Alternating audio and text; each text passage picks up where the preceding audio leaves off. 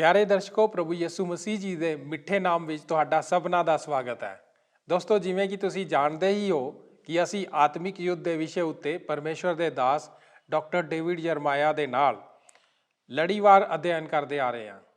ਅਸੀਂ ਆਪਣੇ ਪਿਛਲੇ ਪ੍ਰੋਗਰਾਮ ਦੇ ਵਿੱਚ ਮੁਕਤੀ ਦੇ ਬਾਰੇ ਗੱਲਬਾਤ ਕਰ ਰਹੇ ਸੀ। ਅਸੀਂ ਮੁਕਤੀ ਦੇ ਟੋਪ ਨੂੰ ਸਮਝਣ ਦੇ ਲਈ ਕੁਝ ਮਹੱਤਵਪੂਰਨ ਗੱਲਾਂ ਨੂੰ ਵੇਖਿਆ ਸੀ।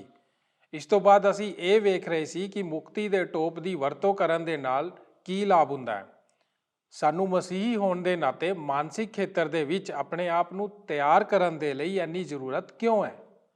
ਸਾਨੂੰ ਮੁਕਤੀ ਦੇ ਟੋਪ ਦੀ ਲੋੜ ਇਸ ਲਈ ਹੈ ਕਿਉਂਕਿ ਸਾਡਾ ਯੁੱਧ ਸਰੀਰਿਕ ਨਹੀਂ ਹੈ। ਮੁਕਤੀ ਦੇ ਟੋਪ ਨੂੰ ਪਹਿਨਣ ਦੇ ਦੁਆਰਾ ਅਸੀਂ ਆਪਣੇ ਮਨਾਂ ਵਿੱਚ ਆਤਮਿਕ ਯੁੱਧ ਲੜਨ ਦੇ ਲਈ ਤਿਆਰ ਕੀਤੇ ਜਾਂਦੇ ਹਾਂ, ਕਿਉਂਕਿ ਸਾਡਾ ਮਨ ਹੀ ਉਹ ਸਥਾਨ ਹੈ ਜਿੱਥੇ ਕਿ ਯੁੱਧਾਂ ਨੂੰ ਜਿੱਤਿਆ ਜਾਂ ਹਾਰਿਆ ਜਾ ਸਕਦਾ ਹੈ। ਸੋ ਦੋਸਤੋ, ਆਓ ਇਸੇ ਘੜੀ ਦੇ ਵਿੱਚ ਅੱਗੇ ਵਧਦੇ ਹੋਏ ਡਾਕਟਰ ਡੇਵਿਡ ਯਰਮਾਇਆ ਦੇ ਨਾਲ ਮੁਕਤੀ ਦੇ ਟੋਪ ਬਾਰੇ ਹੋਰ ਜਾਣਕਾਰੀ ਲੈਂਦੇ ਹਾਂ। ਆਓ ਆਪਣੇ ਅਧਿਐਨ ਨੂੰ ਸ਼ੁਰੂ ਕਰਦੇ ਹਾਂ ਡਾਕਟਰ ਡੇਵਿਡ ਯਰਮਾਇਆ ਦੇ ਨਾਲ। ਅਤੇ ਉਸ ਪਲ ਵਿੱਚ ਜਦੋਂ ਕਿ ਆਪ ਪ੍ਰਭੂ ਉੱਤੇ ਭਰੋਸਾ ਰੱਖਦੇ ਹੋ ਅਤੇ ਆਪਣੇ ਆਪ ਨੂੰ ਮਸੀਹ ਦੇ ਸੁਆਹ ਦੇ ਨਾਲ ਲੈਸ ਕਰ ਲਿਆ ਹੈ, ਉਸ ਪਲ ਵਿੱਚ ਜਦੋਂ ਤੁਹਾਡੇ ਕੋਲ ਤਿਆਰੀ ਕਰਨ ਲਈ ਕੋਈ ਸਮਾਂ ਨਾ ਹੋਵੇ ਅਤੇ ਆਪ ਦੇ ਉੱਤੇ ਵੈਰੀ ਦੀਆਂ ਸ਼ਕਤੀਆਂ ਦੇ ਦੁਆਰਾ ਹਮਲਾ ਕੀਤਾ ਗਿਆ ਹੋਵੇ, ਤਦ ਆਪ ਨੂੰ ਚਿੰਤਾ ਕਰਨ ਦੀ ਲੋੜ ਨਹੀਂ, ਕਿਉਂਕਿ ਪਰਮੇਸ਼ਰ ਆਪ ਨੂੰ ਉੱਤਰ ਦੇਵੇਗਾ ਤਾਂ ਕਿ ਆਪ ਉਸ ਦਿਨ ਦੇ ਵਿੱਚ ਉਸ ਦਾ ਸਾਹਮਣਾ ਕਰਨ ਦੇ ਲਈ ਯੋਗ ਹੋਵੋ। ਇਹ ਹੀ ਉਸ ਨੂੰ ਵਰਣਨ ਕਰਨ ਦਾ ਇੱਕ ਤਰੀਕਾ ਹੈ ਕਿ ਵਿਸ਼ਵਾਸੀ ਮੁਕਤੀ ਦੇ ਟੋਪ ਦੇ ਨਾਲ ਕਿਵੇਂ ਇੱਕ ਹਿੱਸਕ ਜਗਤ ਦੇ ਵਿੱਚ ਕਿਵੇਂ ਇਕਾਈ ਰੱਖਦਾ ਹੈ। ਹੁਣ ਇਸ ਦੀਆਂ ਉਦਾਹਰਨਾਂ ਹਰ ਪਾਸੇ ਰਸੂਲਾਂ ਦੇ ਕਰਤੱਵ ਦੀ ਪੁਸਤਕ ਦੇ ਵਿੱਚ ਪਾਈਆਂ ਜਾਂਦੀਆਂ ਹਨ। ਰਸੂਲਾਂ ਦੇ ਕਰਤੱਵ ਦੀ ਪੁਸਤਕ ਵਿੱਚ ਇਹ ਸਾਫ਼ ਜ਼ਾਹਿਰ ਸੀ ਕਿ ਜਵਾਨ ਰਸੂਲ ਜੋ ਕਿ ਪਵਿੱਤਰ ਆਤਮਾ ਦੇ ਦੁਆਰਾ ਲੈਸ ਕੀਤੇ ਗਏ ਸਨ ਅਤੇ ਯਿਸੂ ਦੇ ਦੁਆਰਾ ਜੀ ਉੱਠਣ ਦੀ ਸ਼ਕਤੀ ਦੇ ਦੁਆਰਾ ਉਹਨਾਂ ਨੂੰ ਸਾਮਰਥ ਬਖਸ਼ੀ ਗਈ ਸੀ। ਇਹ ਬਿਲਕੁਲ ਸਾਫ਼ ਜ਼ਾਹਿਰ ਹੈ ਕਿ ਇਹ ਰਸੂਲ ਆਪਣੀ ਬੋਲੀ ਦੇ ਬਾਰੇ ਕੁਝ ਖਾਸ ਰੱਖਦੇ ਸਨ ਅਤੇ ਉਹਨਾਂ ਨੇ ਇੱਕ ਖਾਸ ਤਰੀਕੇ ਨਾਲ ਗੱਲਾਂ ਕੀਤੀਆਂ ਸਨ ਅਤੇ ਉਹਨਾਂ ਨੇ ਕਿਸ ਤਰ੍ਹਾਂ ਆਪਣੇ ਆਪ ਨੂੰ ਸਰਵਜਨਿਕ ਤੌਰ ਤੇ ਇਸਤੇਮਾਲ ਕੀਤਾ ਸੀ, ਜਿਸ ਨੇ ਆਮ ਜਗਤ ਦੇ ਧਿਆਨ ਨੂੰ ਆਪਣੇ ਵੱਲ ਖਿੱਚਿਆ ਸੀ। ਮਿਸਾਲ ਵਜੋਂ ਪਤਰਸ ਯਹੂਦੀਆਂ ਦੀ ਸਭਾ ਦੇ ਸਾਹਮਣੇ ਆਪਣਾ ਬਚਾਓ ਪੱਖ ਰੱਖ ਰਿਹਾ ਸੀ।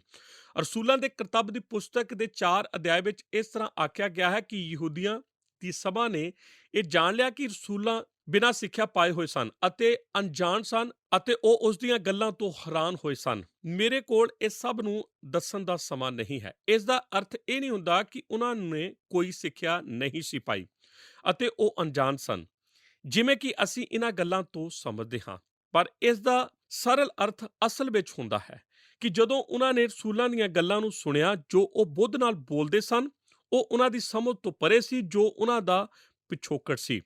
ਉਹ ਪਿਛੋਕੜ ਵਜੋਂ ਆਮ ਮਨੁੱਖ ਅਤੇ ਮੱਛੀਆਂ ਪਕੜਨ ਵਾਲੇ ਸਨ। ਉਹ ਤਾਂ ਇਖਤਿਆਰ ਨਾਲ ਬੋਲਦੇ ਸਨ। ਇਹ ਉਹਨਾਂ ਦੇ ਜੀਵਨਾਂ ਵਿੱਚ ਕਾਰਜਸ਼ੀਲ ਪਰਮੇਸ਼ਰ ਦੀ ਬੁੱਧ ਦਾ ਇੱਕ ਹਿੱਸਾ ਸੀ।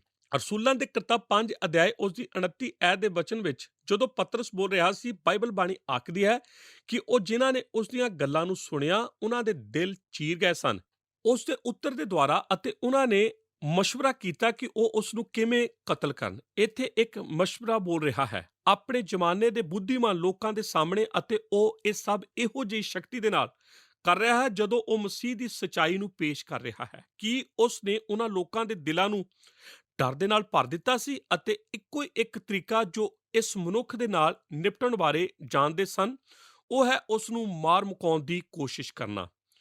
ਪਲੂਸ ਦੇ ਜੀਵਨ ਦੇ ਬਾਰੇ ਗੌਰ ਕਰੋ ਅਤੇ ਵੇਖੋ ਉਹ ਪਲੂਸ ਜਦੋਂ ਉਹ ਪਰਮੇਸ਼ਰ ਦੀ ਬੋਧ ਦਾ ਇਸਤੇਮਾਲ ਕਰਦਾ ਹੈ ਜੋ ਕਿ ਮੁਕਤੀ ਦਾ ਟੋਪ ਹੈ, ਤਦ ਮਸੀਹ ਦਾ ਸੁਭਾਅ ਹਰ ਹਾਲਤ ਦੇ ਵਿੱਚ ਉਸ ਨੂੰ ਇੱਕ ਅੱਛੀ ਸਥਿਤੀ ਦੇ ਵਿੱਚ ਲਿਆ ਖੜਾ ਕਰਦਾ ਹੈ। ਬਾਈਬਲ ਬਾਣੀ ਰਸੂਲਾਂ ਦੇ ਕਰਤੱਵ ਦੀ ਪੁਸਤਕ 9 ਅਧਿਆਇ ਉਸ ਦੀ 22 ਐਤ ਦੇ ਵਿੱਚ ਇਹਨਾਂ ਵਚਨਾਂ ਵਿੱਚ ਇਸ ਤਰ੍ਹਾਂ ਆਖਦੀ ਹੈ, ਪਰ ਸਲੂਸ ਹੋਰ ਵੀ ਤਕੜਾ ਹੁੰਦਾ ਗਿਆ ਅਤੇ ਇਸ ਗੱਲ ਨੂੰ ਸਾਬਤ ਕਰਕੇ ਭਾਈ ਮਸੀਹ ਉਹੀ ਹੈ ਉਹਨਾਂ ਯਹੂਦੀਆਂ ਨੂੰ ਜਿਹੜੇ ਦਮਸ਼ਕ ਵਿੱਚ ਰਹਿੰਦੇ ਸਨ ਘਬਰਾ ਦਿੱਤਾ।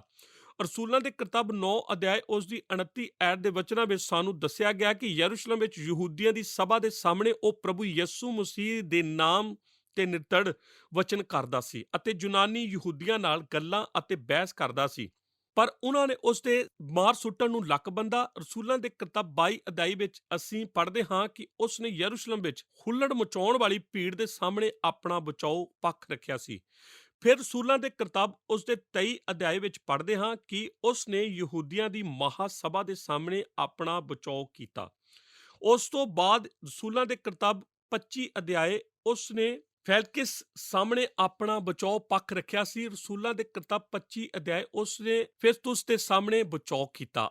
ਉਸ ਨੇ ਆਪਣਾ ਆਪ ਦਾ ਬਚਾਓ ਪੱਖ ਅਗਰਿਪ ਅਤੇ ਬਰਨੀਕੇ ਦੇ ਸਾਹਮਣੇ ਰੱਖਿਆ ਅਤੇ ਹਰ ਸਮੇਂ ਭਾਵੇਂ ਉਹ ਯਸੂ ਦੇ ਦੁਆਰਾ ਜੀ ਉੱਠਣ ਦਾ ਪੱਖ ਰੱਖ ਰਿਹਾ ਸੀ ਜਾਂ ਫਿਰ ਆਪਣੇ ਖੁਦ ਦੇ ਮਨ ਫਰੋ ਦੀ ਉਹ ਗੱਲ ਕਰ ਰਿਹਾ ਸੀ, ਖੁਸ਼ਖਬਰੀ ਬਣ ਰਿਹਾ ਸੀ, ਜਦ ਆਪਣੇ ਸੁਣਨ ਵਾਲਿਆਂ ਦੇ ਅੱਗੇ ਅਪੀਲ ਕਰ ਰਿਹਾ ਸੀ, ਉਸ ਨੇ ਇੱਕ ਸਚਾਈ ਨੂੰ ਪੇਸ਼ ਕੀਤਾ ਸੀ।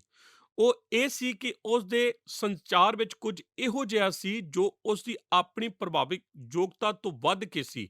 ਉਸ ਦੇ ਜੀਵਨ ਵਿੱਚ ਪਰਮੇਸ਼ਰ ਦੀ ਸਾਮਰਥ ਪਾਈ ਜਾਂਦੀ ਸੀ ਅਤੇ ਉਹ ਮੁਕਤੀ ਦੇ ਟੋਪ ਦੇ ਦੁਆਰਾ ਲੈਸ ਸੀ ਜੋ ਕਿ ਮਸੀਹ ਦਾ ਸੁਭਾਅ ਹੈ। ਮਨੁੱਖੋ ਅਤੇ ਔਰਤੋਂ, ਸਾਡੇ ਇਸ ਜਗਤ ਵਿੱਚ ਅੱਜ ਜਿਸ ਵਿੱਚ ਹਰੇਕ ਪ੍ਰਭਾਵ ਮਸੀਹ ਰਾਹ ਦੇ ਵਿਰੁੱਧ ਹੈ, ਸਾਨੂੰ ਬਹੁਤ ਲੈਸ ਕੀਤਾ ਜਾਣ ਦੀ ਜ਼ਰੂਰਤ ਹੈ। ਅਸੀਂ ਇਸ ਜਗਤ ਵਿੱਚ ਬਿਨਾਂ ਕੋਈ ਉੱਤਰ ਦਿੱਤਿਆਂ ਚੱਲ ਫਿਰ ਨਹੀਂ ਸਕਦੇ। ਪਤਰਸ ਨੇ ਆਖਿਆ ਸੀ ਕਿ ਸਾਨੂੰ ਹਮੇਸ਼ਾ ਇੱਕ ਉੱਤਰ ਦੇਣ ਦੇ ਲਈ ਤਿਆਰ ਰਹਿਣਾ ਪੈਣਾ ਹੈ। ਉਸ ਦੇ ਲਈ ਜੋ ਸਾਡੇ ਅੰਦਰ ਵੱਸਦਾ ਹੈ, ਸਾਡੇ ਵਿੱਚੋਂ ਬਹੁਤ ਸਾਰੇ ਹਨ ਜੋ ਆਪਣਾ ਸਾਰਾ ਮਸੀਹੀ ਜੀਵਨ ਬਚਾਓ ਕਰਦਿਆਂ ਹੀ ਖਰਚ ਕਰਦੇ ਹਨ।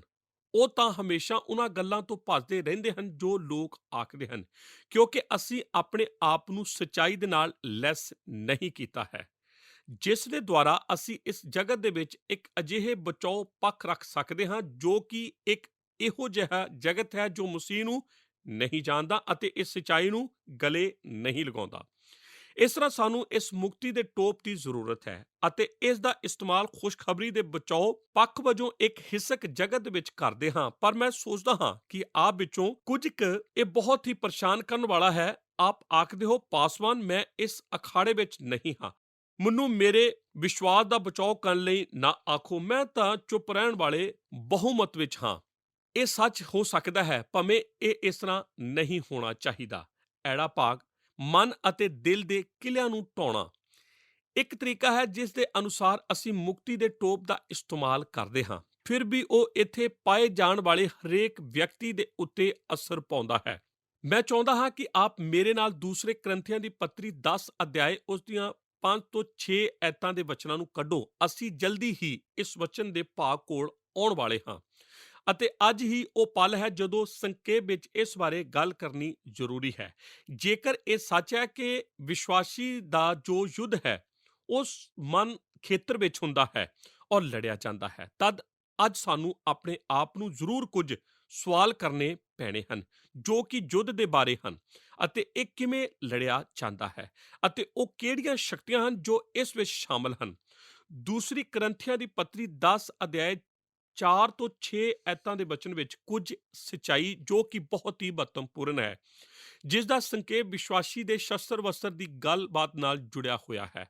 ਆਪ ਇਸ ਨੂੰ ਆਪਣੀ ਬਾਈਬਲ ਵਿੱਚ ਪੜ੍ਹੋ ਜਦੋਂ ਕਿ ਮੈਂ ਆਪਣੀ ਬਾਈਬਲ ਵਿੱਚੋਂ ਇਸ ਨੂੰ ਪੜ੍ਹਦਾ ਹਾਂ। ਇਸ ਲਈ ਜੋ ਸਾਡੇ ਯੁੱਧ ਦੇ ਸ਼ਸਤਰ ਸਰੀਰਕ ਨਹੀਂ ਸਗੋਂ ਪਰਮੇਸ਼ਰ ਦੇ ਭਾਣੇ ਕਿਲਿਆਂ ਦੇ ਢਾਹ ਦੇਣ ਲਈ ਡਾਢੇ ਤਕੜੇ ਹਨ। ਸੋ ਅਸੀਂ ਵਹਿਮਾਂ ਨੂੰ ਅਤੇ ਹਰ ਇੱਕ ਉੱਚੀ ਗੱਲ ਨੂੰ ਜਿਹੜੀ ਪਰਮੇਸ਼ਰ ਦੇ ਗਿਆਨ ਦੇ ਵਿਰੁੱਧ ਸਿਰ ਚੁੱਕਦੀਆਂ ਢਾਹ ਦਿੰਦੇ ਹਾਂ ਅਤੇ ਹਰ ਇੱਕ ਨੂੰ ਖਿਆਲ ਨੂੰ ਬੰਧਨ ਵਿੱਚ ਲਿਆਉਂਦੇ ਹਾਂ, ਭਾਈ ਉਹ ਮਸੀਹ ਦਾ ਆਗਿਆਕਾਰੀ ਹੋਵੇ ਅਤੇ ਜਾਂ ਤੁਹਾਡੀ ਆਗਿਆਕਾਰੀ ਪੂਰੀ ਹੋ ਜਾਵੇ ਤਾਂ ਅਸੀਂ ਹਰ ਤਰ੍ਹਾਂ ਦੀ ਅਣਆਗਿਆਕਾਰੀ ਦਾ ਬੱਟਾ ਲੈਣ ਨੂੰ ਤਿਆਰ ਹਾਂ। ਹੁਣ ਕਿਰਪਾ ਕਰਕੇ ਗੌਰ ਕਰੋ ਕਿ ਇਹ ਬਾਈਬਲ ਬਾਣੀ ਦਾ ਉਹ ਭਾਗ ਹੈ ਜੋ ਕਿ ਸਾਨੂੰ ਇੱਕ ਹਿੱਸਕ ਜਗਤ ਦੇ ਵਿਰੁੱਧ ਆਪਣੇ ਆਪ ਨੂੰ ਬਚਾਉਣ ਦੇ ਬਾਰੇ ਨਹੀਂ ਗੱਲ ਕਰ ਰਿਹਾ, ਬਲਕਿ ਇਹ ਤਾਂ ਮਨ ਅਤੇ ਦਿਲ ਦੇ ਕਿਲਿਆਂ ਨੂੰ ਤਬਾਹ ਕਰਨ ਦੇ ਬਾਰੇ ਗੱਲ ਕਰ ਰਿਹਾ ਹੈ। ਮਨ ਜਾਂ ਸੁਭਾਅ ਅਤੇ ਦਿਲ ਦੇ ਕਿਲਿਆਂ ਨੂੰ ਤਬਾਹ ਕਰਨ ਦੇ ਬਾਰੇ ਆਪ ਆਖਦੇ ਹੋ, ਪਾਸਵਾਨ ਜ਼ਰਮੀਆ, ਇੱਕ ਕਿਲਾ ਕੀ ਹੈ?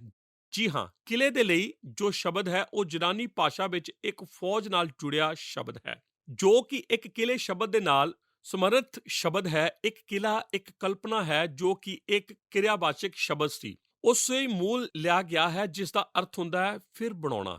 ਮਿਲਟਰੀ ਜਾਂ ਫੌਜ ਦੀ ਭਾਸ਼ਾ ਵਿੱਚ ਇੱਕ ਕਿਲਾ ਇੱਕ ਇਹੋ ਜਿਹਾ ਖੇਤਰ ਨੂੰ ਵਰਣਨ ਕਰਦਾ ਹੈ ਜਿੱਥੇ ਕਿ ਵੈਰੀ ਮੋਰਚਾ ਲਗਾਈ ਬੈਠਾ ਹੋਵੇ। ਆਤਮਿਕ ਵਿਚਾਰ ਵਿੱਚ ਇਹ ਮੁੱਖ ਤੌਰ ਤੇ ਉਹੀ ਚੀਜ਼ ਹੁੰਦੀ ਹੈ, ਇਹ ਉਹੀ ਜਗ੍ਹਾ ਹੈ ਜਿੱਥੇ ਕਿ ਵੈਰੀ ਨੇ ਆਪਣਾ ਮੋਰਚਾ ਸੰਭਾਲਿਆ ਹੋਇਆ ਹੋਵੇ।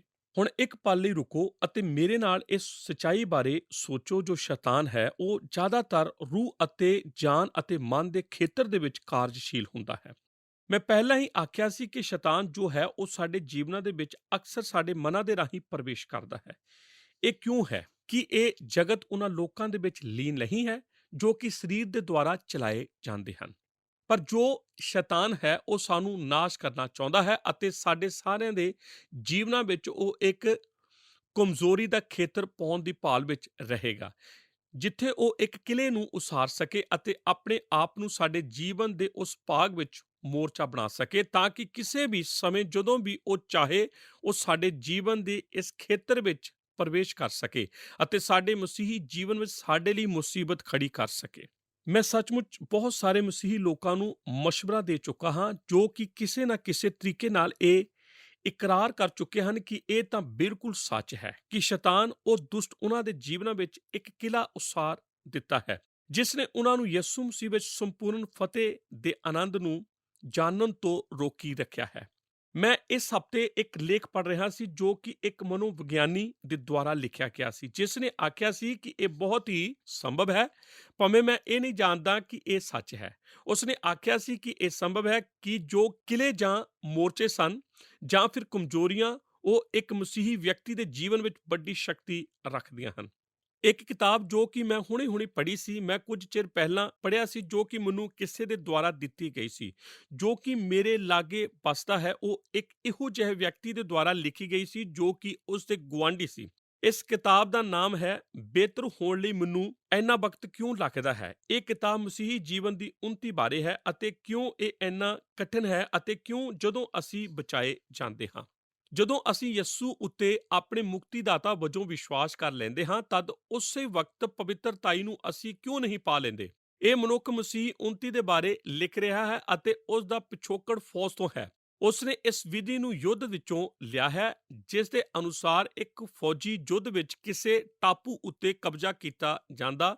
ਉਸ ਨੇ ਆਖਿਆ ਹੈ ਕਿ ਕਦੇ-ਕਦੇ ਅਕਸਰ ਆਪ ਨੂੰ ਕੁਝ ਇਲਾਕਿਆਂ ਉੱਤੇ ਕਬਜ਼ਾ ਕਰਨ ਲਈ ਭੇਜਿਆ ਜਾਂਦਾ ਹੈ ਕਿਸੇ ਟਾਪੂ ਉੱਤੇ, ਅਤੇ ਸਿਪਾਹੀ ਉੱਥੇ ਆਪਣਾ ਟਿਕਾਣਾ ਬਣਾਉਂਦੇ ਹਨ ਅਤੇ ਉਹ ਉੱਥੇ ਜਾਣਗੇ ਅਤੇ ਉਹ ਉਸ ਟਾਪੂ ਉੱਤੇ ਇੱਕ ਛਾਉਣੀ ਬਣਾਉਣਗੇ ਅਤੇ ਉਹ ਆਪਣੇ ਮੁੱਖ ਦਫ਼ਤਰ ਨੂੰ ਸੰਦੇਸ਼ ਭੇਜਣਗੇ ਕਿ ਇਹ ਹੁਣ ਸਾਡਾ ਹੋ ਚੁੱਕਾ ਹੈ, ਅਸੀਂ ਇਸ ਉੱਤੇ ਕਬਜ਼ਾ ਕਰ ਚੁੱਕੇ ਹਾਂ। ਪਰ ਉਸ ਨੇ ਆਖਿਆ ਇਹ ਤਾਂ ਸਿਰਫ ਇੱਕ ਮੁੱਢਲਾ ਕਦਮ ਸੀ ਹੁੰਦਾ। ਜੀ ਹਾਂ, ਇਹ ਤਾਂ ਸੱਚ ਹੈ ਕਿ ਉਹਨਾਂ ਨੇ ਉਸ ਟਾਪੂ ਉੱਤੇ ਇੱਕ ਛਾਉਣੀ ਬਣਾ ਲਈ ਹੈ, ਕਿ ਉਹ ਟਾਪੂ ਹੁਣ ਉਹਨਾਂ ਦਾ ਹੈ, ਪਰ ਫਿਰ ਵੀ ਇਸ ਨੂੰ 6 ਜਾਂ 8 ਮਹੀਨੇ ਲੱਗਦੇ ਹਨ ਕਿ ਅਸਲ ਵਿੱਚ ਉਸ ਟਾਪੂ ਉੱਤੇ ਨਵੀਂ ਫੌਜ ਦਾ ਨਿਯੰਤਰਣ ਪੂਰੀ ਤਰ੍ਹਾਂ ਕਬਜ਼ਾ ਕਰ ਸਕੇ। ਉਹਨਾਂ ਨੂੰ ਉਸ ਟਾਪੂ ਦੇ ਸਾਰੇ ਖੇਤਰਾਂ ਵਿੱਚ ਜਾਣਾ ਪੈਣਾ ਹੈ ਅਤੇ ਇਸ ਗੱਲ ਨੂੰ ਨਿਸ਼ਚਿਤ ਕਰਨਾ ਪੈਣਾ ਹੈ ਕਿ ਉਹਨਾਂ ਨੇ ਹਰੇਕ ਨੇ ਨਵੇਂ ਇਖਤਿਆਰ ਦੇ ਨਿਯੰਤਰਣ ਵਿੱਚ ਕਰ ਲਿਆ ਹੈ, ਜਿਸ ਨੂੰ ਉੱਥੇ ਸਥਾਪਿਤ ਕੀਤਾ ਗਿਆ ਹੈ। ਉਸ ਨੇ ਆਖਿਆ ਹੈ ਠੀਕ ਇਸੇ ਤਰ੍ਹਾਂ ਮਸੀਹੀ ਜੀਵਨ ਦੇ ਵਿੱਚ ਵੀ ਹੁੰਦਾ ਹੈ।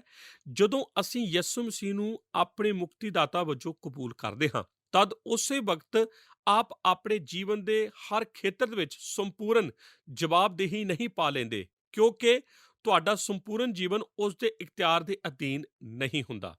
ਝਟਪਟ ਵਾਲੀ ਪ੍ਰਭੂਤਾ ਵਾਲੀ ਕੋਈ ਚੀਜ਼ ਨਹੀਂ, ਪਰ ਕੁਝ ਲੋਕ ਇਹ ਸਿਖਾਉਂਦੇ ਹਨ। ਮੈਂ ਇਸ ਵਿੱਚ ਵਿਸ਼ਵਾਸ ਨਹੀਂ ਕਰਦਾ। ਆਪ ਵਿੱਚੋਂ ਕੁਝ ਆਪ ਦੇ ਜੀਵਨ ਵਿੱਚ ਪਰਮੇਸ਼ਰ ਦੇ ਨਾਲ ਆਪਣੀ ਚਾਲ ਦੇ ਇੱਕ ਇਹੋ ਜਿਹੇ ਸਥਾਨ ਤੇ ਪਹੁੰਚ ਚੁੱਕੇ ਹਨ ਜੋ ਕਿ ਇੱਕ ਧੀਮੇ ਆਧਾਰ ਉੱਤੇ ਟਿਕਿਆ ਹੋਵੇ, ਜਿਵੇਂ ਕਿ ਮਸੀਹ ਪਹਿਲਾਂ ਆਪ ਦਾ ਮੁਕਤੀਦਾਤਾ ਹੋਣ ਦੇ ਲਈ ਸਭ ਤੋਂ ਪਹਿਲਾਂ ਆਉਂਦਾ ਹੈ ਅਤੇ ਫਿਰ ਹੌਲੀ-ਹੌਲੀ ਜਿਉਂ-ਜਿਉਂ ਆਪ ਆਪਣੇ ਆਪ ਨੂੰ ਉਸ ਦੇ ਸਪੁੱਤ ਕਰਦੇ ਜਾਂਦੇ ਹੋ, ਉਹ ਆਪ ਦੇ ਜੀਵਨ ਦਾ ਪ੍ਰਭੂ ਬਣ ਜਾਂਦਾ ਹੈ। ਅੱਜ ਉਹ ਆਪ ਨੂੰ ਇਸੇ ਚੀਜ਼ ਦੇ ਪ੍ਰਤੀ ਭਾਵੁਕ ਬਣਾ ਰਿਹਾ ਹੈ ਜਿਸ ਦੇ ਬਾਰੇ ਆਪ ਪਹਿਲਾਂ ਜਾਣਦੇ ਵੀ ਨਹੀਂ ਸੀ, ਅਤੇ ਉਹ ਆਪ ਦੇ ਜੀਵਨ ਦੇ ਕਿਸੇ ਖੇਤਰ ਦੇ ਉੱਤੇ ਉਂਗਲ ਰੱਖ ਕੇ ਆਖਦਾ ਹੈ, ਜਰਮੀਆ ਕੀ ਤੂੰ ਮੈਨੂੰ ਉਹ ਦੇ ਚੁੱਕਾ ਹੈ ਕਿ ਉਹ ਮੇਰਾ ਹੈ। ਜੀ ਹਾਂ, ਆਪ ਇੱਕ ਕਿਲੇ ਜਾਂ ਇੱਕ ਟਿਕਾਣੇ ਨੂੰ ਜਾਂ ਕਿ ਇੱਕ ਬਾਕਦੇ ਹੋ ਜੋ ਕਿ ਇੱਕ ਸਥਾਪਿਤ ਵਿਧੀ ਹੈ, ਜਾਂ ਫਿਰ ਇੱਕ ਸਥਾਪਿਤ ਆਦਤ ਹੈ, ਜਾਂ ਫਿਰ ਇੱਕ ਸਥਾਪਿਤ ਧਾਰਨਾ ਹੈ, ਜਾਂ ਫਿਰ ਇੱਕ ਸਥਾਪਿਤ ਅਤੇ ਮੋਰਚਾ ਬਣਾਇਆ ਹੋਇਆ ਖੇਤਰ ਜਾਪਦਾ ਹੈ ਜੋ ਅਜੇ ਪ੍ਰਭੂ ਦੇ ਵਸ ਵਿੱਚ ਨਹੀਂ ਹੈ। ਕੈਫਾ ਲਗਾਓ, ਉਸ ਖੇਤਰ ਦਾ ਨਿਯੰਤਰਣ ਕਿਸ ਕੋਲ ਹੈ? ਇਹ ਪ੍ਰਭੂ ਹੈ ਜਾਂ ਕਿਸੇ ਵਿਰੋਧੀ ਕੋਲ ਹੈ? ਮੈਨੂੰ ਇੱਕ ਮਨੁੱਖ ਦੀ ਗੱਲ ਸੁਣਨ ਬਾਰੇ ਅਜੇ ਵੀ ਯਾਦ ਆਉਂਦੀ ਹੈ, ਜਿਸ ਨੇ ਆਖਿਆ ਸੀ, ਹੋ ਸਕਦਾ ਹੈ ਆਪ ਦੇ ਜੀਵਨ ਵਿੱਚ ਬਸ ਛੋਟਾ ਜਿਹਾ ਭਾਗ ਹੋਵੇ ਜੋ ਅਜੇ ਵੀ ਸ਼ੈਤਾਨ ਦੇ ਬਸ ਵਿੱਚ ਹੋਵੇ। ਹੋ ਸਕਦਾ ਇਹ 1000 ਏਕੜ ਦੀ ਜਾਇਦਾਦ ਵਿੱਚੋਂ ਬਸ 1 ਏਕੜ ਦਾ ਅੱਧਾ ਹਿੱਸਾ ਹੋਵੇ, ਪਰ ਉਸਨੇ ਆਖਿਆ ਹੋ ਸਕਦਾ ਹੈ ਕਿ ਸ਼ਾਇਦ ਇਹ ਆਪ ਦੀ ਜਾਇਦਾਦ ਦੇ ਠੀਕ ਵਿਚਕਾਰ ਹੋਵੇ ਅਤੇ ਸ਼ੈਤਾਨ ਪਰਮੇਸ਼ਰ ਦੇ ਉਸ ਸਾਰੇ ਖੇਤਰ ਵਿੱਚ ਇਸ ਉੱਤੇ ਕਬਜ਼ਾ ਕਰਨ ਲਈ ਇੱਧਰ ਉੱਧਰ ਘੁੰਮਦਾ ਹੋਵੇ ਅਤੇ ਇਸੇ ਤਰ੍ਹਾਂ ਉਹ ਕਰਦਾ ਵੀ ਹੈ। ਹੁਣ ਬਾਈਬਲ ਆਖਦੀ ਹੈ ਕਿ ਜਿਉਂ-ਜਿਉਂ ਅਸੀਂ ਆਪਣੇ ਆਪ ਨੂੰ ਮਸੀਹ ਦੇ ਸੁਆਹ ਦੇ ਨਾਲ ਲੈਸ ਕਰਦੇ ਹਾਂ, ਅਸੀਂ ਇਹਨਾਂ ਮਜ਼ਬੂਤ ਕਿਲਿਆਂ ਨੂੰ ਢਾਹ ਸਕਦੇ ਹਾਂ ਤੇ ਉਹਨਾਂ ਨੂੰ ਪੱਧਰ ਕਰ ਸਕਦੇ ਹਾਂ ਅਤੇ ਆਪਣੇ ਜੀਵਨਾਂ ਦੇ ਵਿੱਚੋਂ ਦੂਰ ਕਰ ਸਕਦੇ ਹਾਂ। ਅੱਜ ਅਸੀਂ ਜੋ ਇੱਥੇ ਹਾਜ਼ਰ ਹਾਂ, ਸਾਡੇ ਵਿੱਚੋਂ ਕਿੰਨੇ ਆਪਣੇ ਦਿਲੋਂ ਇਹ ਆਖ ਸਕਦੇ ਹਨ, ਆਮੀਨ।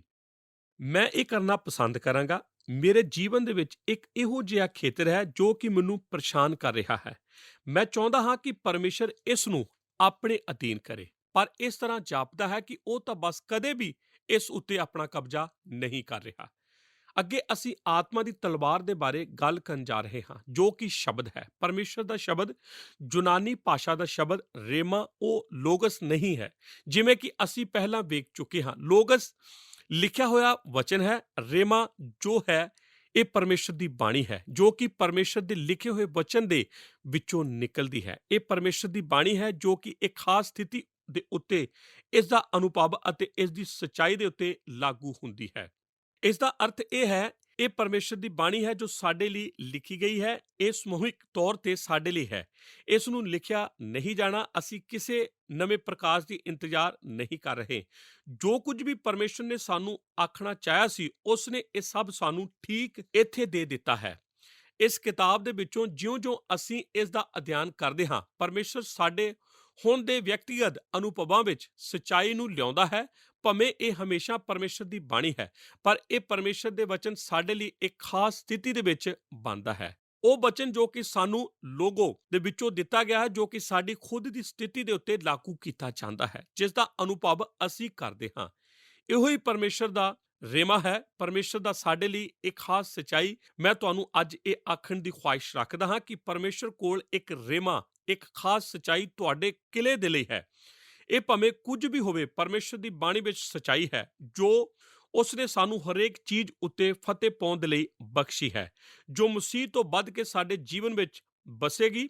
ਆਪ ਨੂੰ ਕੀ ਸਰੀਰ ਜਾਂ ਲੋਭ ਜਾਂ ਘਮੰਡ ਦੇ ਨਾਲ ਕੋਈ ਸਮੱਸਿਆ ਹੈ? ਇਸ ਕਿਤਾਬ ਵਿੱਚ ਇੰਨੀ ਜ਼ਿਆਦਾ ਸੱਚਾਈ ਪਾਈ ਜਾਂਦੀ ਹੈ ਕਿ ਆਪ ਜਾਣ ਸਕੋ ਇਸ ਦੇ ਨਾਲ ਕਿਵੇਂ ਨਿਪਟਣਾ ਹੈ। ਆਪ ਨੂੰ ਕਿਸੇ ਹੋਰ ਕਿਤਾਬ ਵਿੱਚ ਦੇਖਣ ਦੀ ਜ਼ਰੂਰਤ ਨਹੀਂ।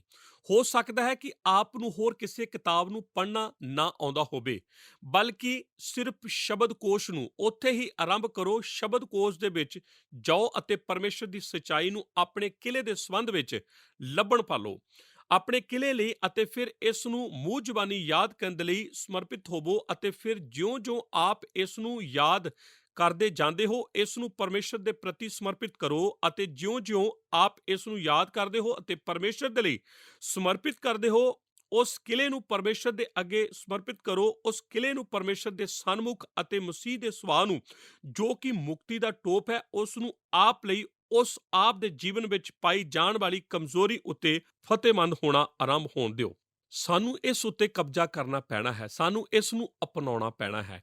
ਕਦੇ-ਕਦੇ ਜਦੋਂ ਮੈਂ ਵਿਸ਼ਵਾਸੀਆਂ ਦੇ ਨਾਲ ਗੱਲ ਕਰਦਾ ਹਾਂ, ਤਦ ਮੈਂ ਇਹ ਸੋਚਦਾ ਹਾਂ ਕਿ ਉਹਨਾਂ ਦੀ ਸੋਚ ਬਾਈਬਲ ਬਾਰੇ ਕਿਸ ਤਰ੍ਹਾਂ ਦੀ ਹੈ। ਕਿ ਬਾਈਬਲ ਇੱਕ ਇਹੋ ਜਿਹੀ ਚੀਜ਼ ਹੈ ਜੋ ਕਿ ਹਰ ਰੋਜ਼ ਇੱਕ ਅਧਿਆਇ ਪੜ੍ਹਨ ਦੇ ਨਾਲ ਸ਼ੈਤਾਨ ਨੂੰ ਦੂਰ ਰੱਖਦੀ ਹੈ। ਕਿ ਆਪ ਜਾਣਦੇ ਹੋ, ਜਿਸ ਤਰ੍ਹਾਂ ਕਿ ਇੱਕ ਸੇਬ ਇੱਕ ਡਾਕਟਰ ਨੂੰ ਦੂਰ ਰੱਖਦਾ ਹੈ, ਇਹ ਇਸ ਤਰ੍ਹਾਂ ਨਹੀਂ ਹੈ। ਆਪ ਇਸ ਨੂੰ ਰਾਤ ਨੂੰ ਆਪਣੇ ਕੋਲ ਨਹੀਂ ਰੱਖ ਸਕਦੇ ਅਤੇ ਇਸ ਵੱਲ ਸ਼ਰਧਾਪੂਰਨ ਨਹੀਂ ਤੱਕ ਸਕਦੇ ਜਦੋਂ ਕਿ ਆਪ ਰਾਤ ਨੂੰ ਸੌਣ ਜਾਂਦੇ ਹੋ, ਅਤੇ ਇਸ ਨੂੰ ਆਪਣੇ ਸੀਨੇ ਨਾਲ ਲਗਾਉਣ ਦੇ ਲਈ ਨਹੀਂ ਹੋ। ਜਦੋਂ ਆਪ ਸਵੇਰੇ ਉੱਠਦੇ ਹੋ, ਇਹ ਇਸ ਤਰ੍ਹਾਂ ਕਾਰਜਸ਼ੀਲ ਨਹੀਂ ਹੁੰਦੀ। ਇਹ ਤਾਂ ਇਸ ਨੂੰ ਸ਼ਰਧਾਪੂਰਨ ਢੰਗ ਨਾਲ ਪੜ੍ਹਨ ਦੇ ਦੁਆਰਾ ਵੀ ਨਹੀਂ, ਭਾਵੇਂ ਇਸ ਦਾ ਵੀ ਬਹੁਤ ਮਹੱਤਵ ਹੈ।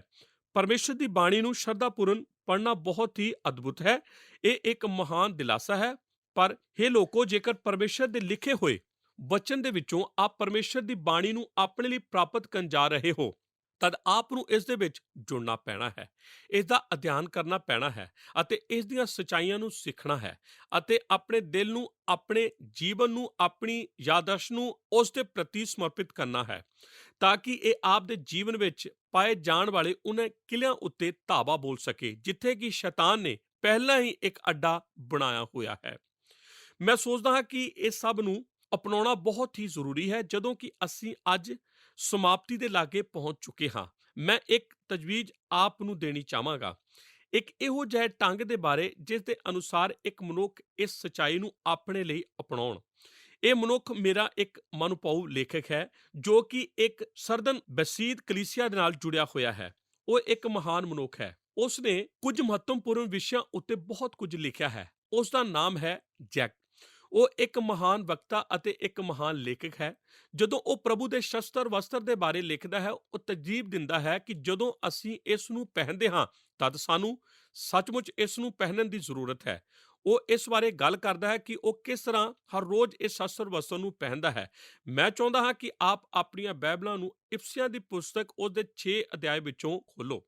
ਮੈਨੂੰ ਇਫਸੀਆਂ ਦੀ ਪੁਸਤਕ ਦਾ 6ਵਾਂ ਅਧਿਆਇ ਪੜ੍ਹਨ ਦਿਓ। ਜਿਵੇਂ ਕਿ ਜੈਕ ਹਰ ਰੋਜ਼ ਆਪਣੇ ਜੀਵਨ ਵਿੱਚ ਇਸ ਨੂੰ ਲਾਗੂ ਕਰਦਾ ਹੈ, ਮੈਂ ਤਰਜੀਬ ਦਿੰਦਾ ਹਾਂ ਕਿ ਆਪ ਇਸ ਦੀ ਕੋਸ਼ਿਸ਼ ਕਰੋ, ਕਿਉਂਕਿ ਇਹ ਮੁਕਤੀ ਦੇ ਟੋਪ ਨਾਲ ਸੰਬੰਧਿਤ ਹੈ ਅਤੇ ਇਹ ਸਾਰੇ ਸ਼ਸਤਰ ਵਸਤਰ ਦੇ ਨਾਲ ਜੁੜਿਆ ਹੋਇਆ ਹੈ। ਉਹ ਉਸ ਦੇ ਬਾਰੇ ਬਿਆਨ ਕਰਦਾ ਹੈ ਜੋ ਆਪਣੀਆਂ ਸ਼ਰਧਾਪੂਰਨ ਬਾਈਬਲ ਦੇ ਪੜ੍ਹਨ ਵਿੱਚੋਂ ਹਰ ਰੋਜ਼ ਇਸ ਬਾਈਬਲ ਬਾਣੀ ਦੇ ਭਾਗ ਇਸਤੇਮਾਲ ਕਰਦੇ ਹਨ। ਹੁਣ ਮੈਂ ਪ੍ਰਭੂ ਵਿੱਚ ਮਜ਼ਬੂਤ ਹੋਣ ਨੂੰ ਚੁਣਦਾ ਹਾਂ ਅਤੇ ਉਸ ਦੀ ਸ਼ਕਤੀ ਸਾਮਰਥ ਵਿੱਚ ਮੈਂ ਇਕਰਾਰ ਕਰਦਾ ਹਾਂ ਕਿ ਮੈਂ ਪ੍ਰਭੂ ਦੇ ਵਿੱਚ ਹਾਂ ਅਤੇ ਇਹ ਕਿ ਮੈਂ ਉਸ ਦੀ ਸਾਮਰਥ ਦੀ ਸ਼ਕਤੀ ਦੇ ਵਿੱਚ ਟਿਕਿਆ ਹੋਇਆ ਹਾਂ। ਮੈਂ ਉਸ ਦੇ ਸਾਰੇ ਸ਼ਸਤਰ ਵਸਤਰ ਨੂੰ ਪਹਿਨਣ ਦੀ ਚੋਣ ਕਰਦਾ ਹਾਂ ਜੋ ਪਰਮੇਸ਼ਰ ਨੇ ਮੇਰੇ ਲਈ ਉਪਲਬਧ ਕਰਾਇਆ ਹੈ, ਤਾਂ ਕਿ ਮੈਂ ਆਪਣੇ ਵੈਰੀ ਦੀ ਵਿਧੀਆਂ ਦੇ ਵਿਰੁੱਧ ਖੜਾ ਹੋ ਸਕਾਂ। ਮੈਂ ਜਾਣਦਾ ਹਾਂ ਕਿ ਇਹ ਯੁੱਧ ਸਰੀਰ ਅਤੇ ਲਹੂ ਦੇ ਨਾਲ ਨਹੀਂ ਹੈ, ਪਰ ਇਹ ਯੁੱਧ ਤਾਂ ਇਖਤਿਆਰਾਂ ਅਤੇ ਸ਼ਕਤੀਆਂ ਅਤੇ ਅੰਧਕਾਰ ਦੇ ਹਾਕਮਾਂ ਅਤੇ ਉਸ ਆਤਮਿਕ ਦੁਸ਼ਟ ਆਤਮਾ ਦੇ ਵਿਰੁੱਧ ਹੈ ਜੋ ਕਿ ਉਚਾਈਆਂ ਥਾਵਾਂ ਵਿੱਚ ਪਾਈ ਜਾਂਦੀਆਂ ਹਨ। ਇਸ ਕਰਕੇ ਮੈਂ ਇਸ ਸ਼ਸਤਰ ਵਸਤਰ ਨੂੰ ਕਬੂਲ ਕਰਨ ਦੇ ਲਈ ਖੜਾ ਹੁੰਦਾ ਹਾਂ ਜੋ ਕਿ ਯਿਸੂ ਮਸੀਹ ਦੇ ਵਿੱਚ ਮੇਰਾ ਹੈ। ਉਹ ਆਪਣੀ ਕਿਤਾਬ ਵਿੱਚ ਲਿਖਦਾ ਹੈ ਕਿ ਜਦੋਂ ਉਹ ਉੱਥੇ ਪਹੁੰਚਦਾ ਹੈ ਤੇ ਉਹ ਸੱਚਮੁੱਚ ਖੜਾ ਹੋ ਜਾਂਦਾ ਹੈ। ਮੈਂ ਇਸ ਸ਼ਸਤਰ ਵਸਤਰ ਨੂੰ ਕਬੂਲਣ ਦੇ ਲਈ ਖੜਾ ਹਾਂ ਜੋ ਯਿਸੂ ਦੇ ਵਿੱਚ ਮੇਰਾ ਹੈ। ਮੈਂ ਧਰਮ ਦੀ ਸੰਜਨ ਨੂੰ ਪਹਿਨਦਾ ਹਾਂ, ਭਾਵ ਪ੍ਰਭੂ ਯਿਸੂ ਮਸੀਹ ਨੂੰ। ਉਹ ਮੇਰੇ ਲਈ ਧਰਮ ਹੈ ਅਤੇ ਮੈਨੂੰ ਉਸ ਦੇ ਵਿੱਚ ਧਰਮੀ ਬਣਾਇਆ ਗਿਆ ਹੈ। ਮੈਂ ਸਚਾਈ ਦਾ ਕਮਰ ਕੱਸਾ ਪਹਿਨਦਾ ਹਾਂ। ਮੈਂ ਇਸ ਸਚਾਈ ਨੂੰ ਕਬੂਲ ਕਰਦਾ ਹਾਂ ਕਿ ਯਿਸੂ ਹੀ ਸਚਾਈ ਹੈ ਅਤੇ ਉਹ ਸਚਾਈ ਨੇ ਮੈਨੂੰ ਆਜ਼ਾਦ ਕੀਤਾ ਹੈ। ਮੈਂ ਧੋਖਾ ਦੇਣ ਤੋਂ ਇਨਕਾਰ ਕਰਦਾ ਹਾਂ। ਮੈਂ ਸਚਾਈ ਨੂੰ ਕਬੂਲ ਕਰਦਾ ਹਾਂ। ਮੈਂ ਖੁਸ਼ਖਬਰੀ ਦੀ ਤਿਆਰੀ ਨੂੰ ਪਹਿਨਦਾ ਹਾਂ। ਮੈਂ ਹੁਣੇ ਉਸ ਦੇ ਨਾਲ ਚੱਲਣ ਦੇ ਲਈ ਤਿਆਰ ਹਾਂ। ਮੈਂ ਮੁਕਤੀ ਦੇ ਟੋਪ ਨੂੰ ਪਹਿਨਦਾ ਹਾਂ। ਮੇਰੀ ਮੁਕਤੀ ਦੀ ਨਿਚਿੰਤਾ ਮੇਰੇ ਮਨ ਅਤੇ ਬਾਹਰੀ ਦਿਖਾਵੇ ਨੂੰ ਢੱਕਦੀ ਸੁਰੱਖਿਆ ਰੱਖਦੀ ਹੈ ਅਤੇ ਮੈਂ ਸਿਰਫ ਮਸੀਹ ਦੀ ਬੁੱਧ ਵਿੱਚ ਖੜਾ ਹਾਂ। ਮੈਂ ਨੇਚਾ ਦੀ ਢਾਲ ਨੂੰ ਲੈਂਦਾ ਹਾਂ। ਮੈਂ ਹੁਣ ਪਰਮੇਸ਼ਰ ਦੇ ਉੱਤੇ ਉਸ ਦੀ ਵਿਸ਼ਵਾਸਯੋਗਤਾ ਉੱਤੇ ਭਰੋਸਾ ਰੱਖਦਾ ਹਾਂ। ਮੈਂ ਪੈਰਾਂ ਤੋਂ ਲੈ ਕੇ ਸਿਰ ਤੱਕ ਢੱਕਿਆ ਹੋਇਆ ਹਾਂ ਤਾਂ ਕਿ ਸ਼ੈਤਾਨ ਦੇ ਅਗਨਬਾਣ ਮੈਨੂੰ ਛੂ ਨਾ ਸਕਣ। ਹੁਣ ਮੈਂ ਆਪਣਾ ਵਾਰ ਕਰਨ ਵਾਲਾ ਹਥਿਆਰ ਪਰਮੇਸ਼ਰ ਦੀ ਬਾਣੀ ਨੂੰ ਲੈਂਦਾ ਹਾਂ। ਇਸ ਨੂੰ ਸੱਚੀ ਹੋਣ ਦਾ ਐਲਾਨ ਕਰਦਾ ਹਾਂ ਜਿਸ ਵਿੱਚ ਕੋਈ ਗਲਤੀ ਨਹੀਂ ਹੈ ਅਤੇ ਇਸ ਉੱਤੇ ਨਿਰਭਰ ਹੋਇਆ ਜਾ ਸਕਦਾ ਹਾਂ। ਇਹ ਸ਼ਕਤੀਸ਼ਾਲੀ, ਜਿੰਦਾ ਅਤੇ ਮੇਰੇ ਲਈ ਪਰਮੇਸ਼ਰ ਦਾ ਵਚਨ ਹੈ। ਹੁਣ ਮੈਂ ਯੁੱਧ ਲਈ ਸਿਰ ਤੋਂ ਲੈ ਕੇ ਪੈਰਾਂ ਤੱਕ ਪਹਿਨ ਚੁੱਕਾ ਹਾਂ। ਮੇਰੇ ਸਿਰ ਦੇ ਉੱਤੇ ਮੁਕਤੀ ਦਾ ਟੋਪ ਹੈ। ਮੇਰੇ ਸਰੀਰ ਦੇ ਉੱਤੇ ਧਰਮ ਦੀ ਸੰਜੋ ਹੈ ਅਤੇ ਸਚਾਈ ਦਾ ਕਮਰ ਕੱਸਾ ਹੈ ਅਤੇ ਮੇਰੇ ਪੈਰਾਂ ਲਈ ਮੇਲ ਮਿਲਾਪ ਦੀ ਖੁਸ਼ਖਬਰੀ ਦੀ ਤਿਆਰੀ ਦੀ ਜੁੱਤੀ ਹੈ। ਮੇਰੇ ਖੱਬੇ ਹੱਥ ਵਿੱਚ ਨੇਚਾ ਦੀ ਢਾਲ ਹੈ ਅਤੇ ਮੇਰੇ ਸੱਜੇ ਹੱਥ ਵਿੱਚ ਪਰਮੇਸ਼ਰ ਦਾ ਵਚਨ ਹੈ। ਮੈਂ ਯੁੱਧ ਲਈ ਤਿਆਰ ਹਾਂ। ਫਿਰ ਉਹ ਆਖਰ ਵਿੱਚ ਇੱਕ ਆਖਰੀ ਫਤਿਹਮੰਦ ਵਿਖਿਆਨ ਇਸ ਦੇ ਵਿੱਚ ਜੋੜਦਾ ਹੈ। ਉਹ ਆਖਦਾ ਹੈ, ਇਸ ਸਮੇਂ ਇੱਕ ਯੁੱਧ ਦਾ ਜੈਕਾਰਾ ਛੱਡਣਾ ਜ਼ਰੂਰੀ ਹੈ। ਉਹ ਆਖਦਾ ਹੈ ਕਿ ਇਹ ਯੁੱਧ ਦਾ ਜੈਕਾਰਾ ਇਹ ਹੈ। ਤਦ ਮੂਸਾ ਅਤੇ ਇਸਰਾਏਲੀਆਂ ਨੇ ਯਹੋਵਾ ਲਈ ਇਹ ਗੀਤ ਗਾਉਂਦੇ ਹੋਏ ਆਖਿਆ, ਮੈਂ ਯਹੋਵਾ ਲਈ ਗਾਵਾਂਗਾ ਕਿਉਂਕਿ ਉਹ ਅਤ ਉੱਚਾ ਹੋਇਆ ਹੈ। ਉਸ ਨੇ ਘੋੜੇ ਅਤੇ ਉਸ ਦੇ ਸਵਾਰਾਂ ਨੂੰ ਸਮੁੰਦਰ ਵਿੱਚ ਸੁੱਟ ਦਿੱਤਾ ਹੈ। ਯਹੋਵਾ ਮਿਹਰਬਾਨ ਅਤੇ ਮੇਰਾ ਭਜਨ ਅਤੇ ਮੇਰਾ ਬਲ ਹੈ। ਮੇਰਾ ਛੁਟਕਾਰਾ ਹੋਇਆ ਹੈ। ਉਹ ਮੇਰਾ ਪਰਮੇਸ਼ਰ ਹੈ ਤੇ ਮੈਂ ਉਸ ਦੀ ਸ਼ੋਭਾ ਕਰਾਂਗਾ। ਉਹ ਮੇਰੇ ਪਿਤਾ ਦਾ ਪਰਮੇਸ਼ਰ ਹੈ ਤੇ ਮੈਂ ਉਸ ਦੀ ਵਡਿਆਈ ਕਰਾਂਗਾ। ਯਹੋਵਾ ਯੋਧਾ ਪੁਰਸ਼ ਹੈ। ਯਹੋਵਾ ਉਸ ਦਾ ਨਾਮ ਹੈ। ਉਸ ਨੇ ਆਖਿਆ, ਹਰ ਰੋਜ਼ ਜਿਉਂ-ਜਿਉਂ ਮੈਂ ਆਪਣੇ ਦਿਲ ਅਤੇ ਦਿਮਾਗ ਨੂੰ ਯੁੱਧ ਲਈ ਤਿਆਰ ਕਰਦਾ ਹਾਂ ਜੋ ਮੇਰੀ ਉਡੀਕ ਕਰ ਰਿਹਾ ਹੈ, ਮੈਂ ਵਿਅਕਤੀਗਤ ਤੌਰ ਤੇ ਪਰਮੇਸ਼ਰ ਦੀ ਸਚਾਈ ਨੂੰ ਅਪਣਾਉਂਦਾ ਹਾਂ। ਮੈਂ ਸ਼ਕਤੀ ਜਾਂ ਬਲ ਵਿੱਚ ਹੋ ਕੇ ਉਸ ਦੀ ਸੇਵਾ ਕਰਨ ਲਈ ਨਿਕਲਦਾ ਹਾਂ। ਮਨੁੱਖੋ ਅਤੇ ਔਰਤੋ, ਅਸੀਂ ਯੁੱਧ ਦੇ ਬਾਰੇ ਜ਼ਿਆਦਾ ਕੁਝ ਗੱਲਬਾਤ ਨਹੀਂ ਕੀਤੀ। ਅਸੀਂ ਤਿਆਰ ਨਹੀਂ ਕੀਤੇ ਗਏ ਹਾਂ ਅਤੇ ਬਹੁਤ ਸਾਰੇ ਯੁੱਧ ਵਿੱਚ ਢਹਿ ਢੇਰੀ ਹੋ ਰਹੇ ਹਨ। ਆਓ ਅਸੀਂ ਪਰਮੇਸ਼ਰ ਉੱਤੇ ਭਰੋਸਾ ਰੱਖੀਏ ਅਤੇ ਇੱਕ ਦੂਸਰੇ ਨੂੰ ਪਰਮੇਸ਼ਰ ਦੀ ਸਚਾਈ ਨੂੰ ਅਪਣਾਉਣ ਦੇ ਲਈ ਉਤਸ਼ਾਹਿਤ ਕਰੀਏ। ਪਿਆਰੇ ਦਰਸ਼ਕੋ, ਅਸੀਂ ਤੁਹਾਡਾ ਬਹੁਤ-ਬਹੁਤ ਧੰਨਵਾਦ ਕਰਦੇ ਹਾਂ ਕਿ ਤੁਸੀਂ ਸਾਡੇ ਪ੍ਰੋਗਰਾਮ ਦੇ ਵਿੱਚ ਅਖੀਰ ਤੱਕ ਸਾਡੇ ਨਾਲ ਬਣੇ ਰਹੇ। ਅਸੀਂ ਤੁਹਾਡੀ ਪ੍ਰਸ਼ੰਸਾ ਕਰਦੇ ਹਾਂ ਕਿ ਤੁਸੀਂ ਆਪਣਾ ਕੀਮਤੀ ਸਮਾਂ ਕੱਢ ਕੇ ਸਾਡੇ ਨਾਲ ਇਸ ਪ੍ਰੋਗਰਾਮ ਨੂੰ ਵੇਖਣ ਦੇ ਲਈ ਸ਼ਾਮਿਲ ਹੁੰਦੇ ਹੋ। ਸਾਡੀ ਪ੍ਰਾਰਥਨਾ ਹੈ ਕਿ ਪਰਮੇਸ਼ਰ ਤੁਹਾਨੂੰ ਇਸ ਦਾ ਇੱਕ ਵੱਡਾ ਪ੍ਰਤੀਫਲ ਦੇਵੇ। ਤੁਸੀਂ ਪਰਮੇਸ਼ਰ ਦੀ ਆਤਮਾ ਵਿੱਚ ਦਿਨ ਪ੍ਰਤੀ ਦਿਨ ਹੋਰ ਜ਼ਿਆਦਾ ਪਰਿਪੱਕ ਹੁੰਦੇ ਜਾਓ। ਦੋਸਤੋ, ਇਸ ਸਮੇਂ ਅਸੀਂ ਆਤਮਿਕ ਯੁੱਧ ਦੀ ਲੜੀ ਦੇ ਵਿੱਚ ਮੁਕਤੀ ਦੇ ਟੋਪ ਬਾਰੇ ਚਰਚਾ ਕਰ ਰਹੇ ਸੀ। ਅੱਜ ਦੇ ਸਾਡੇ ਪ੍ਰੋਗਰਾਮ ਦੇ ਵਿੱਚ ਅਸੀਂ ਮੁਕਤੀ ਦੇ ਟੋਪ ਦੇ ਲਾਭ ਨੂੰ ਵੇਖ ਰਹੇ ਸੀ। ਮੁਕਤੀ ਦਾ ਟੋਪ ਸਾਡੇ ਖਿਆਲਾਂ ਅਤੇ ਵਿਚਾਰਾਂ ਨੂੰ ਸੁਰੱਖਿਅਤ ਰੱਖਣ ਵਿੱਚ ਮਦਦ ਕਰਦਾ ਹੈ। ਇਸ ਦੇ ਦੁਆਰਾ ਅਸੀਂ ਆਪਣੇ ਮਨਾਂ ਦੇ ਉੱਤੇ ਨਿਯੰਤਰਣ ਬਣਾ ਕੇ ਰੱਖ ਸਕਦੇ ਹਾਂ, ਕਿਉਂਕਿ ਆਤਮਿਕ ਯੁੱਧ ਦੇ ਵਿੱਚ ਸਾਡਾ ਮਨ ਹੀ ਉਹ ਸਥਾਨ ਹੈ ਜਿਸ ਦੇ ਉੱਤੇ ਸਭ ਤੋਂ ਜ਼ਿਆਦਾ ਹਮਲੇ ਹੁੰਦੇ ਹਨ। ਸਾਡੇ ਵਿਚਾਰਾਂ ਨੂੰ ਦੂਸ਼ਿਤ ਕੀਤੇ ਜਾਣ ਦੀ ਕੋਸ਼ਿਸ਼ ਕੀਤੀ ਜਾਂਦੀ ਹੈ। ਸਾਡੇ ਮਨਾਂ ਵਿੱਚ ਸ਼ੱਕ ਪੈਦਾ ਕਰਕੇ ਸਾਨੂੰ ਭਰਮਾਉਣ ਦੀ ਕੋਸ਼ਿਸ਼ ਹੁੰਦੀ ਹੈ। ਸ਼ੈਤਾਨ ਦੇ ਸਭ ਤੋਂ ਜ਼ਿਆਦਾ ਅਗਨ ਬਾਣ ਇੱਥੇ ਹੀ ਚਲਾਏ ਜਾਂਦੇ ਹਨ। ਇਹੋ ਉਹ ਸਥਾਨ ਹੈ ਜਿੱਥੇ ਯੁੱਧ ਜਿੱਤੇ ਜਾਂ ਹਾਰੇ ਜਾਂਦੇ ਹਨ। ਮੁਕਤੀ ਦਾ ਟੋਪ ਸਾਨੂੰ ਹਿੰਸਕ ਜਗਤ ਤੋਂ ਬਚਾ ਕੇ ਰੱਖਦਾ ਹੈ। ਦੋਸਤੋ, ਅਸੀਂ ਉਮੀਦ ਕਰਦੇ ਹਾਂ ਕਿ ਮੁਕਤੀ ਦੇ ਟੋਪ ਦਾ ਇਹ ਅਧਿਆਇਨ ਤੁਹਾਡੇ ਲਈ ਬਹੁਤ ਲਾਭਕਾਰੀ ਸਾਬਿਤ ਹੋਏਗਾ। ਹੁਣ ਸਾਨੂੰ ਇਜਾਜ਼ਤ ਦਿਓ, ਕਿਉਂਕਿ ਪ੍ਰੋਗਰਾਮ ਨੂੰ ਸਮਾਪਤ ਕਰਨ ਦਾ ਸਮਾਂ ਹੋ ਗਿਆ। ਅਗਲੇ ਪ੍ਰੋਗਰਾਮ ਦੇ ਵਿੱਚ ਅਸੀਂ ਇੱਕ ਹੋਰ ਨਵੇਂ ਸ਼ਸਤਰ ਬਸਤਰ ਬਾਰੇ ਆਪਣੇ ਅਧਿਐਨ ਨੂੰ ਸ਼ੁਰੂ ਕਰਾਂਗੇ ਅਤੇ ਉਸ ਸ਼ਸਤਰ ਬਸਤਰ ਦਾ ਨਾਮ ਹੈ ਆਤਮਾ ਦੀ ਤਲਵਾਰ। ਅਗਲੇ ਪ੍ਰੋਗਰਾਮ ਦੇ ਵਿੱਚ ਫੇਰ ਮਿਲਦੇ ਹਾਂ। ਆਓ ਪ੍ਰਾਰਥਨਾ ਕਰੀਏ।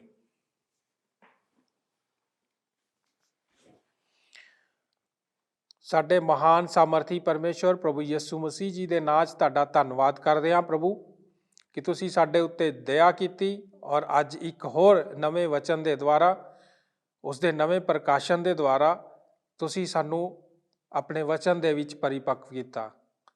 ਪ੍ਰਭੂ ਜੀ, ਤੁਸੀਂ ਉद्धार ਦੇ ਟੋਪ ਬਾਰੇ ਸਾਡੇ ਨਾਲ ਗੱਲਬਾਤ ਕੀਤੀ ਔਰ ਸਾਨੂੰ ਸਮਝਾਇਆ ਕਿ ਸਾਡਾ ਦਿਮਾਗ, ਸਾਡਾ ਮਨ ਉਹ ਸਥਾਨ ਹੈ ਜਿੱਥੇ ਸ਼ੈਤਾਨ ਸਭ ਤੋਂ ਜ਼ਿਆਦਾ ਆਕਰਮਣ ਕਰਦਾ ਹੈ, ਜਿੱਥੇ ਚੀਜ਼ਾਂ ਨੂੰ ਬਚਾਉਣ ਦੀ ਲੋੜ ਹੁੰਦੀ ਹੈ ਪਿਤਾ। ਔਰ ਉਸ ਜਗ੍ਹਾ 'ਤੇ ਮੁਕਤੀ ਦਾ ਟੋਪ ਹੀ ਸਭ ਤੋਂ ਵਧੀਆ ਉਹ ਸ਼ਸਤਰ ਬਸਤਰ ਹੈ ਜਿਸ ਦੇ ਜ਼ਰੀਏ ਅਸੀਂ ਆਪਣੇ ਆਪ ਨੂੰ ਸ਼ੈਤਾਨ ਦੇ ਅਗਨ ਬਾਣਾਂ ਤੋਂ ਬਚਾ ਸਕਦੇ ਹਾਂ। ਪਿਤਾ ਪਰਮੇਸ਼ਰ, ਜੇਕਰ ਸਾਡਾ ਮਨ, ਸਾਡਾ ਦਿਮਾਗ ਤੰਦਰੁਸਤ ਹੈ ਔਰ ਪ੍ਰਭੂ ਜੀ ਤੁਹਾਡੀ ਕਿਰਪਾ ਸਾਡੇ ਉੱਤੇ ਹੈ ਔਰ ਅਸੀਂ ਤੁਹਾਡੇ ਲਹੂ ਦੇ ਦੁਆਰਾ ਪਵਿੱਤਰ ਕੀਤੇ ਜਾਂਦੇ ਹਾਂ, ਸਾਡੇ ਮਨ ਤੁਹਾਡੇ ਅੰਦਰ ਸ਼ੁੱਧ ਹਨ, ਤਾਂ ਪਿਤਾ ਪਰਮੇਸ਼ਰ ਅਸੀਂ ਹਰ ਹਾਲਾਤਾਂ ਦੇ ਵਿੱਚ ਸ਼ੈਤਾਨ ਦੇ ਉੱਤੇ ਇਸ ਯੁੱਧ ਵਿੱਚ ਵਿਜੇ ਪ੍ਰਾਪਤ ਕਰ ਸਕਦੇ ਹਾਂ। ਧੰਨਵਾਦ ਕਰਦੇ ਹਾਂ ਇਸ ਅੱਛੇ ਵਚਨ ਦੇ ਲਈ।